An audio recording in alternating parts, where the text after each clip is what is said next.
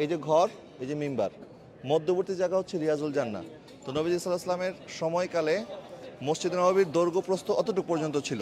হযরত বেলাল রাদিয়াল্লাহু তাআলা আনহুর ওই যে আজান দেওয়ার যে জায়গাটা, ওটার যে পিলারটা আছে, ওই পিলার পর্যন্তই মসজিদ নববীর দৈর্ঘ্য ছিল, যার কারণে পুরাটা জায়গা রিয়াজুল জান্নাহ।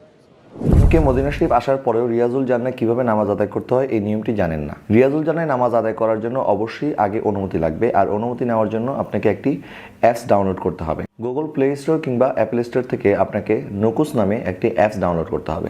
এই অ্যাপসটি আগে ছিল তাওয়াক্কালনা নামে, এরপর ছিল ইতিমারনা নামে। সম্ভবত প্রতি মাসে মাসে এই অ্যাপসটি আপডেট আমরা হয়। যে গেটটা দিয়ে প্রবেশ করছি এটা হচ্ছে বাবুন নিসা। এই গেট দিয়ে নারী সাহাবী যারা আছে ওনারা প্রবেশ করতেন, এই জন্য এটাকে বলা হয় বাবুন নিসা। নবীজি সাল্লাল্লাহু আলাইহি ওয়াসাল্লামের উফাতের দিন ফজর নামাজের সময় নবীজি এই স্থানেই দাঁড়িয়েছিলেন। নবীজির হুজরা মোবারকের পর্দা মোবারক নবীজি সরিয়ে তাকিয়ে দেখলেন সাইয়েদনা সিদ্দিক আকবরের ইমামতিতে সাহাবায়ে কেরাম নামাজ আদায় করছেন। হযরত আনাস রাদিয়াল্লাহু তাআলা আনহু বলেন, দীর্ঘদিন পরে নবীজি সাল্লাল্লাহু আলাইহি ওয়াসাল্লাম যখন আমাদের সামনে উপস্থিত হয়েছেন, আমরা তখন সবাই নবীজি সাল্লাল্লাহু আলাইহি ওয়াসাল্লামের দিকে ফিরে গেলাম।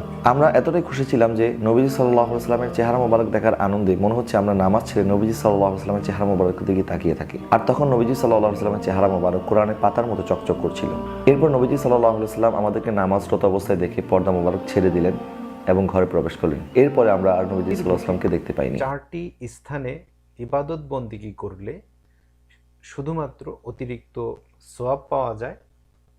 এর মধ্যে 1 নম্বরে রয়েছে কাবা শরীফ, যেখানে এক ওয়াক্ত সালাত আদায় করলে 1 লক্ষ গুণের সওয়াব পাওয়া যায়।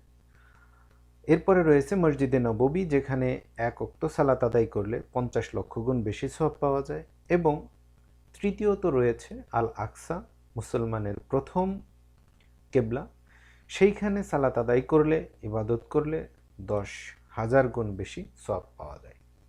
আর একটি জায়গা আছে যেখানে সালাত আদায় করলে অতিরিক্ত সওয়াব হিসাবে একটি কবুল উমরা হজের সওয়াব পাওয়া যায়, সেটা হলো ইসলামের প্রথম মসজিদ, মসজিদুল কুবা।